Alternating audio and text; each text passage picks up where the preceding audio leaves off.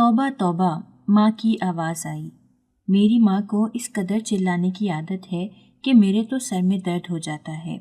اب وہ نہ جانے کس بات پر توبہ توبہ کر رہی ہے۔ جا کر پوچھوں گی تو ایک لمبا لیکچر شروع ہو جائے گا۔ میں سوچتی ہوں ماؤں کو بھی جاہل نہیں ہونا چاہیے، خاص طور پر ایسی ماؤں کو جن کی بیٹیاں مجھ جیسی ہوں، جو بچپن ہی میں بہت گہرے پانیوں کا سفر کراتی ہیں۔ اور بیٹیوں کو ماؤں سے مختلف بھی نہیں ہونا چاہیے۔ اس طرح زندگی بہت آرام سے گزرتی ہے۔ کم از کم زندگی میں کچھ دکھ تو کم ہوں گے، وہ دکھ جو انجانے میں سب لگا جاتے ہیں، اور اس لیے لگا جاتے ہیں کہ انہیں پتہ نہیں ہوتا کہ زبان سے کہی گئی بات بھی بہت تکلیف دیتی ہے۔ اس لیے کہ ماں سمجھتی ہے کہ تکلیف صرف مار کھانے میں ہے، لیکن اس کی نظر جب بھی میری شکل پر پڑے گی تو اس کے منہ سے یہی نکلتا ہے، تیری شکل پر تو ہمیشہ ایسی پھٹکار پڑی رہے گی جیسے تجھے کسی نے صبح و شام 10 ڈنڈوں کی مار لگائی ہو۔ اللہ تعالیٰ نے قسمت سے ایک بیٹی دی ہے تو وہ بھی نصیب و جلی۔ اب کسی کو کیا پتا کہ ماں بھی تو ایک ہی ملتی ہے، اور اس کی اگر 6 بیٹیاں ہوں تو وہ سب بھی نصیب و جلی ہو جاتی ہیں۔ شاید میرا دماغ کتابیں پڑھ پڑھ کر خراب ہو گیا ہے جو میں یہ باتیں سوچتی ہوں کہ ماں کو ایسا ہونا چاہیے کہ وہ بن کہے اپنی اولاد کا دکھ جان سکے، بغیر کہے اس کی پریشانیوں کو اپنے سینے سے لگا لیا کرے۔ اور حال یہ ہوتا ہے کہ سن کر بھی کوئی توجہ نہیں دی جاتی، دیکھ کر بھی اس کا کوئی مداوع نہیں کیا جاتا۔ خدا جانے ماں باپ ہم لڑکیوں کے پیدا ہونے کو اپنے اندر گھول کر پلا دیتے ہیں، بس پھر ساری زندگی کانچ پر چلتے رہتے ہیں، کہیں عزت کے شیشے پر کوئی بال نہ آ جائے، کہیں ماں کے ماتھے پر کوئی داغ نہ لگ جائے۔ میرے خیالات اس قدر ہٹ دھرم تھے کہ خود بھی خوف آتا تھا، لیکن ان سارے خیالوں میں کوئی برا خیال نہ تھا، حتیٰ کہ ماں باپ نے بچپن میں جن لوگوں سے میری بات پکی کر دی تھی ان کو نہیں دیکھا تھا۔ سنتے تھے کہ وہ لوگ شہر جا کر بس گئے ہیں اور ان لوگوں کا رہن سہن ہم لوگوں سے بہت مختلف ہے۔ ماں اکثر ایک لمبی آہ بھر کر کہتی تھی کہ پتہ نہیں لوگوں کو یہ رشتہ یاد بھی ہوگا کہ نہیں۔ سنا ہے وہ بہت بڑے اور امیر ہو گئے ہیں، اور ان کی عورتیں ایسا لباس پہننے لگی ہیں جس میں آدھا جسم نظر آتا ہے، شاید ان کی مراد اس سے ساڑی ہو۔ میں نے اپنی دوست کی امی کو اکثر ساڑی پہنے دیکھا تھا۔ ان کی 5 بیٹیاں تھیں مگر لگتا نہیں تھا۔ ہماری ماں اسمارٹ کیوں نہیں ہوتی، میں اکثر جھنجھٹوں میں سوچتی۔ میں نے خود اسلامی کتابوں میں یہ بات پڑھی تھی کہ عورت اپنے شوہر کے لیے زیبائش کر سکتی ہے۔ جب چھوٹی تھی تو ماں کا پلو پکڑ کر کھڑی ہو جاتی، ماں لپسٹک لگا لو، ماں بالوں میں ایک پھول لگا لو۔ اس کی وجہ یہ تھی کہ آج صبح ہی دال جس اخبار میں بن کر آئی تھی اس میں ایک بڑی خوبصورت لڑکی یا شاید عورت بالوں میں پھول سجائے مسکرا رہی تھی۔ پرے ہٹ زرکون، ماں بے دلی سے مجھے ہٹا دیتی، تیری دادی نے دیکھ لیا تو قیامت آ جائے گی، مگر اس کی نظر تو کمزور ہے اس لیے کیا پتہ چلے گا۔ میں دور کی کوڑی لاتی، سب پتہ چل جائے گا، سب پتہ چل جائے گا۔ ماں بڑبڑاتی ہوئی اٹھ کھڑی ہوتی۔ ساس کو بہو کے ہر کام کی خبر ہو جاتی ہے، اور پھر تیری پھوپھی بھی تو گھر پر ہے، تو پھوپھی کی شادی تو نہیں ہوئی نا، آپ لوگ تو بولتے ہو شادی شدہ عورت پھول لگا سکتی ہے، اسی واسطے تو نہیں لگا سکتی۔ ماں کا چہرہ اور پھیکا پڑ جاتا۔ تیری دادی بولے گی کہ ہائے ہائے میری کنواری لڑکی گھر بیٹھی ہوئی ہے اور اسے جلانے کو بہو پھول لگا کر گھوم رہی ہے۔ یہ کس قسم کا جواب ہوا؟ میری سمجھ میں تو کچھ نہیں آتا۔ کنواری لڑکی ہے تو گھر میں ہی ہوگی نا، ماں کیا اس کو گھر سے بھاگ جانا چاہیے؟ چپ ہو جا زرکون، ماں نے ایسا 72 میری پیٹھ پر مارا کہ آج بھی کبھی کبھی ایک دم درد کی ٹیسیں اٹھ جاتی ہیں، اور درد کی ٹیسیں کب نہ اٹھتی۔ ایک دن میری پھوپھی گھر سے بھاگ گئی، اس کا بھی سارا الزام میری ماں پر آیا۔ یہ ڈائن ہے، یہ میری بیٹی کو کھا گئی، وہ آنے جانے والوں کو رو رو کر بتاتی۔ یہ اٹکھیلیاں کرتی پھرتی تھی، گھر میں ادائیں دکھا دکھا کر اس نے میرے بیٹے کو بھی اپنے جال میں پھنسا لیا اور بانوں کو بھی خراب کر دیا۔ آئے ہائے، وہ ایسا روتی کہ سننے والوں کو بھی یقین آ جاتا کہ دادی کی ایک ایک بات صحیح ہے۔ وہ میری ماں کی طرف ملامت بھری نظر ڈال کر اٹھ جاتے۔ بہت دن تک یہ قصہ ہوتا رہا، میرا دل ماں کی بے بسی پر کڑ کر رہ جاتا، لیکن جس دن ابا نے اسے 4 چوٹ کی مار دی اس دن جیسے میں بلبلا کر کھڑی ہو گئی۔ دادی سب جھوٹ بولتی ہے، میں نے چلا کر کہا۔ بانو پھوپھی خود خراب تھی، ماں نے تو کبھی اس کے ڈر سے بالوں میں پھول بھی نہیں لگایا۔ ابا تو جو لپسٹک لا کر دیتا تھا وہ بھی پھپھی ہی اٹھا کر لے جاتی تھی اور خود لگاتی تھی۔ ماں نے مجھے پکڑ کر چپ کرانے کی کوشش کی، لیکن میں اس کے ہاتھوں سے مچھلی کی طرح پھسل گئی۔ مجھے یوں لگا کہ اگر آج بھی میں چپ رہی تو میرا دل پھٹ جائے گا۔ چیخ چیخ کر بولنے کا یہ فائدہ ہوا کہ پہلے ماں اکیلی پٹ رہی تھی، اب میں بھی شریک ہو گئی۔ وہ مار جو اکیلی ماں کو ملتی اس میں ہم دونوں کا حصہ ہو گیا۔ کس نے کہا تھا تجھے بولنے کو؟ ماں رات کو ہلدی اور چونے کی ٹکور کرتے ہوئے بول پڑی۔ میں نے کوئی جواب نہیں دیا، ہمت ہی نہیں پڑی تھی جواب دینے کی۔ کتابوں نے تیرا دماغ خراب کر دیا ہے۔ ماں کتابیں کبھی دماغ خراب نہیں کرتی ہیں، لیکن یہ بات تم لوگوں کی سمجھ میں بھی نہیں آئے گی، اس لیے کچھ کہنا بیکار ہے۔ اب میں کیا پڑھتی ہوں؟ سب تو تم نے بکسے میں بند کر کے 2 چھتی پر رکھوا دیا۔ میں نے شکوہ نہیں کیا تھا، مجھے پتا تھا اس گھر میں شکوہ کرنا بیکار ہے، لیکن بس ایک بات تھی جو بے ارادہ منہ سے نکل گئی۔ دوسرے دن ماں نے مجھے 2 چھتی پر سے ساری کتابیں اتار کر دے دیں جو زرینہ نے مجھے پڑھنے کے لیے دی تھیں۔ ان میں زیادہ تر تو پڑھائی کی کتابیں تھیں اور 1-2 رسالے تھے۔ ان سب کو اتنی دفعہ میں نے پڑھا تھا کہ سب چیزیں حفظ ہو گئی تھیں۔ اس کے باوجود بھی دل نہیں بھرتا تھا۔ ماں نے دوبارہ سے چیزیں لوٹائیں تو میں زندہ ہو گئی۔ کتابیں آدمی کو کیا کہتی ہیں؟ ماں نے کہا، تیری پھوپھی نے تو کچھ نہیں پڑھا، پھر اس کا دماغ کیوں خراب ہو گیا، کیوں گھر سے بھاگ گئی؟ ماں اگر وہ کتابیں پڑھتی تو کبھی نہیں بھاگتی، میں نے وثوق سے کہا۔ اچھا باتیں کم بنایا کر اور دادی کے سامنے نہیں کہنا، ورنہ پھر وہ چلائے گی۔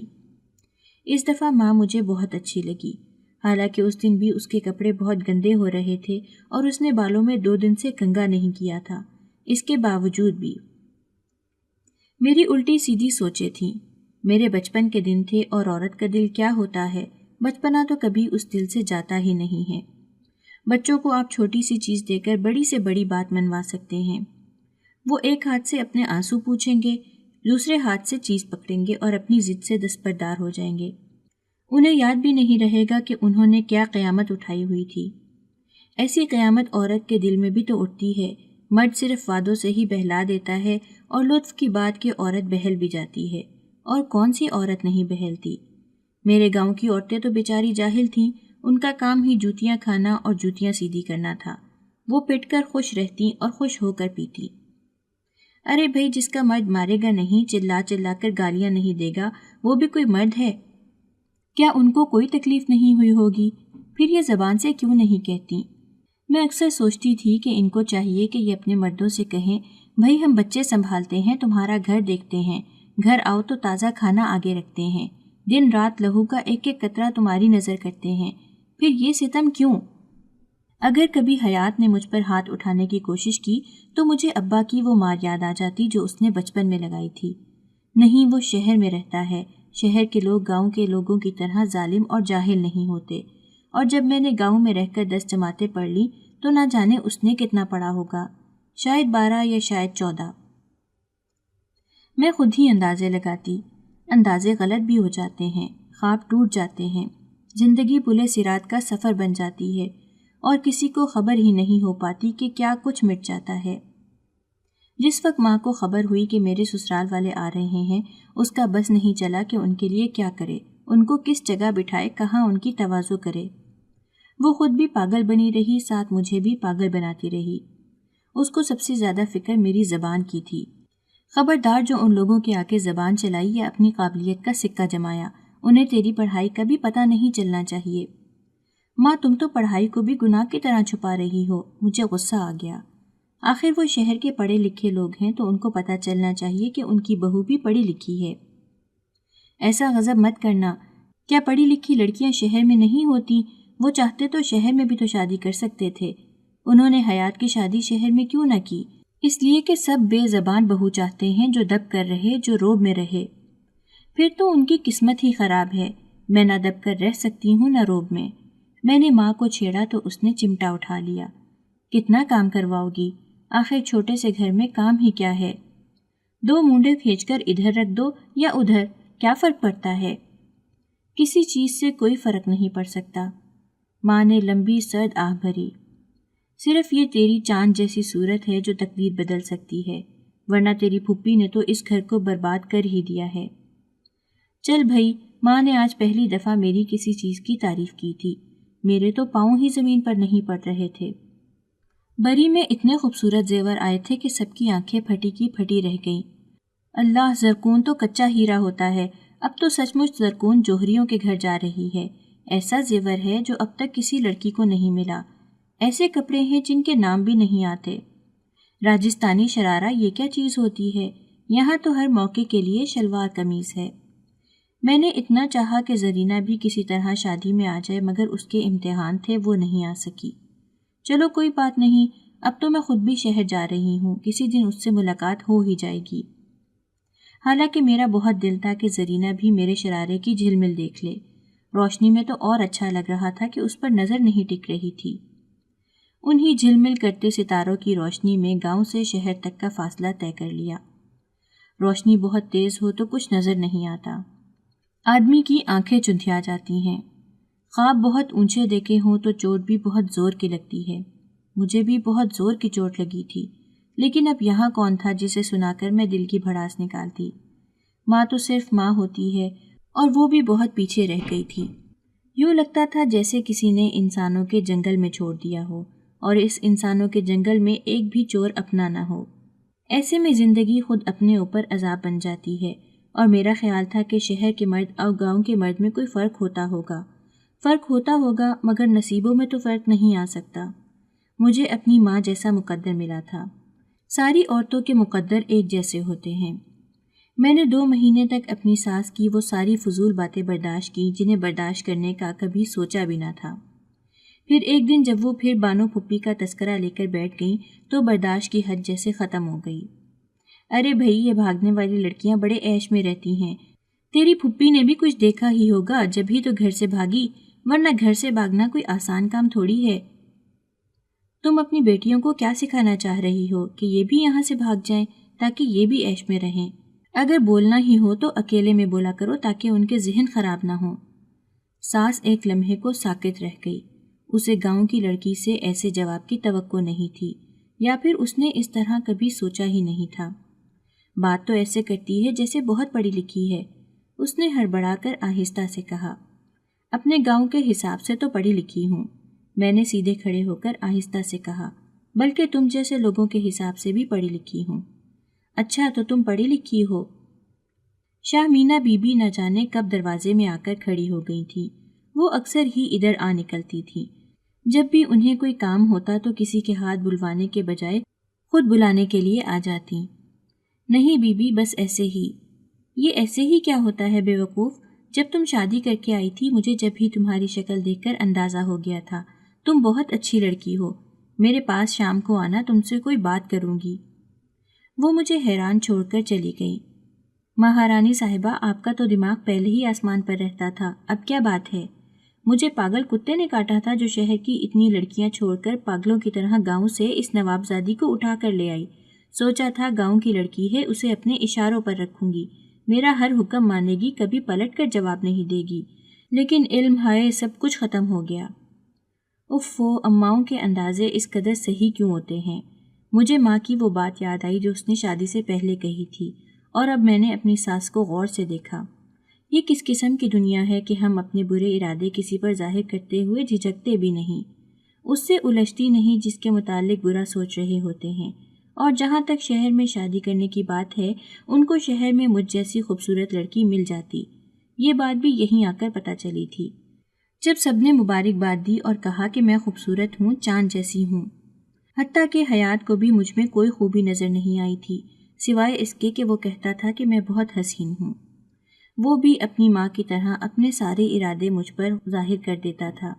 میں نے ماں سے صاف کہہ دیا تھا کہ لڑکی اگر خوبصورت نہ ہو تو رشتہ توڑ کر آ جانا، اور ماؤں کی عادت تو پتہ ہی ہے، بیٹا جتنا کہتے ہیں اس سے دگنا وہ تلاش کرتی ہیں اور ہیرا ڈھونڈ کر لے آتی ہیں۔ پتہ ہے جتنے لوگ تمہیں دیکھ کر گئے ہیں سب میری قسمت پر رشک کر رہے تھے، اور میری قسمت پر؟ میں نے حیات کی آنکھوں میں دیکھا۔ اور اگر مائیں ہیرا ڈھونڈ کر لے ہی آتی ہیں تو اسے واپس کوئلے میں تبدیل کرنے کیوں لگتی ہیں؟ پہلے ہی کوئلہ تلاش کیوں نہیں کر لیتی؟ ہیرا بھی بچ جاتا اور ان کو زیادہ محنت بھی نہیں کرنی پڑتی۔ دیکھ اس کی زبان، ساس چلاتی ہوئی اندر آئی۔ سارا دن اپنے ہی بارے میں باتیں کرتے گزار دیتی ہے، جیسے کہیں کی مہارانی ہو اور ہم ان کے غلام۔ اور تو اسے میرا کہہ رہا ہے، ارے جن کے ہوتے سوتے گھر سے بھاگ جائیں اس گھر میں تو کوئی تھوکنے بھی نہیں جاتا۔ یہ ہم ہی تھے، ہم جنہوں نے اس خاک کی دہلیز کو عزت بنا لیا۔ اور میں تجھے بھی کہہ دیتی ہوں، زیادہ سر چڑھانے کی ضرورت نہیں۔ میں نے کب کہا؟ حیات جھنجھلا گیا۔ ارے اتنا جھوٹ ابھی میں نے خود سنا ہے۔ ماں بیٹی دو ذات، پھوپھی بھتیجی ایک ذات۔ ساس نے میرے مستقبل کا سارا نقشہ کھینچ کر رکھ دیا۔ یعنی میں بھی اپنی پھوپھی کی طرح گھر سے بھاگ جاؤں گی۔ نہ جانے کیوں اللہ تعالیٰ نے لوح محفوظ پر سب لکھ دیا ہے۔ یہاں تو ایک ایک بندہ دوسرے کے مستقبل کا نقشہ ہاتھ میں لے کر پھرتا ہے۔ خاص طور پر ساس تو بہو کے مستقبل کا سارا نقشہ 1 منٹ میں صحیح کر سکتی ہے۔ میرے 2 ہی سوتی سوٹ تھے جو سارے پھٹ رہے تھے۔ میں نے تو کبھی گاؤں میں بھی ایسے چیختے چلاتے ریشمی کپڑے نہیں پہنے تھے جیسے کپڑے مجھے اب پہننے پڑ رہے تھے۔ زرینہ جب بھی آتی میرے لیے ایک سوٹ کا تحفہ ضرور لے کر آتی۔ اس طرح میں بھی اس کے سوٹوں پر کڑھائی کر دیتی، کبھی خوبصورت پراندے بنا کر دے دیتی۔ دوستی اور محبت کا بوجھ اس طرح ہلکا رہتا ہے۔ پھر وہ جو کاٹن کے سوٹ دیتی تھی اس کو میں دھو دھو کر چلاتی رہتی۔ ماں چیختی، دادی چیختی، میں ایک کان سے سن کر دوسرے کان سے اڑا دیا کرتی۔ مجھے ریشمی کپڑے بالکل فضول لگتے تھے۔ سردی میں پہن لو تو جسم سے چپکے ہی رہ جاتے، گرمی میں پسینہ خشک ہی نہیں ہوتا تھا، اور اب اس کی سزا مل رہی تھی۔ میں نے بار بار کے دھلے ہوئے سوتی کپڑے پہننے چاہے تو ساس چلا پڑی۔ کیا چاہتی ہے؟ دنیا کو یہ بتانا چاہتی ہے کہ تیرے پاس 2 جوڑے بھی نہیں ہیں، ہم لوگ ظالم لوگ ہیں، تیرا بکسا بھرا پڑا ہے، ان کپڑوں کو کب ہاتھ لگائے گی؟ دل تو چاہا کہ بولوں، اور اس گھر میں کون سے کام حق کے ہو رہے ہیں؟ انسانوں کا حق دیا نہیں جاتا، کپڑوں کے حق کی فکر ہے۔ شادی کو 8 مہینے ہونے کو آئے تھے اور حیات نے 1 روپیہ بھی ہاتھ میں نہیں رکھا تھا۔ اللہ تعالیٰ نے یہ کیوں کہا ہے کہ عورت کو اپنے شوہر کی مال کی حفاظت کرنی چاہیے؟ کوئی دوسرا کیا حفاظت کرے گا؟ وہ تو خود ہی اپنے مال پر ناک بن کر بیٹھا رہتا ہے۔ جی چاہتا ہے وہ سارے نقلی زیور اٹھا کر اس کے منہ پر دے ماروں، اس کو جس کو ایک دفعہ بھی توفیق نہیں ہوئی کہ میرے ہاتھ پر کچھ روپے رکھ دیتا۔ آخر انسان تھی، روپے پیسے کی ضرورت پڑ ہی جاتی ہے۔ جب بھی کچھ کہتی آگے سے یہی جواب ملتا، جس چیز کی ضرورت ہو بتا دو، لا دوں گا۔ آخر میں نے کچھ کہنا ہی چھوڑ دیا، لیکن پھر مجھے احساس ہونے لگا زندگی ایسے تو نہیں گزرتی۔ ابھی ہم 2 تھے، کل اس خاندان کو مکمل ہونا تھا، اور زندگی یوں ہی سلگ کر تو نہیں گزر سکتی، یوں ہی تو نہیں گزرے گی۔ میں نے شاہمینہ بی بی سے بات کی تو وہ ہنس پڑیں۔ میں نے تمہیں اس دن بھی کہا تھا کہ اگر تم پڑھی لکھی ہو تو اپنے آپ کو برباد مت کرو۔ حیات دفتر میں کتنا کما لیتا ہوگا، اتنا پھر بھی نہیں کماتا ہوگا کہ تم لوگ آرام سے گزر بسر کر سکو۔ ہمیں دیکھ لو، سب کچھ ہے پھر بھی پورا نہیں پڑتا۔ کیا؟ میں حیرت سے گم سم رہ گئی۔ اتنا کچھ ہونے پر بھی پورا نہیں پڑتا؟ کس چیز کی کمی تھی اس گھر میں جو پھر بھی راتوں کو کسب معاش کے لیے نکلنا پڑتا ہے؟ کس قسم کا کام تھا شاہمینہ بی بی کا؟ مجھے تو آج تک سمجھ میں نہیں آ سکا تھا۔ سارا دن وہ اپنی جلد، اپنے بال، ناخن، کپڑے کی فکر میں گزار دیتی اور راتوں کو بن ٹھن کر بھی اکیلی گھر سے نکل جاتی۔ کبھی زبیر صاحب کے ساتھ نکل جاتی، کبھی کبھار زبیر صاحب کے دوست بھی آ جاتے۔ پھر عجیب ڈیزائن کی بوتلیں کھلتیں۔ کتنے ہی دن مجھے تجسس رہا کہ کبھی ان بوتلوں کو چکھ کر دیکھوں یا ایک گھونٹ ہی پی لوں۔ پھر میں نے سب چیزوں پر لعنت بھیجی۔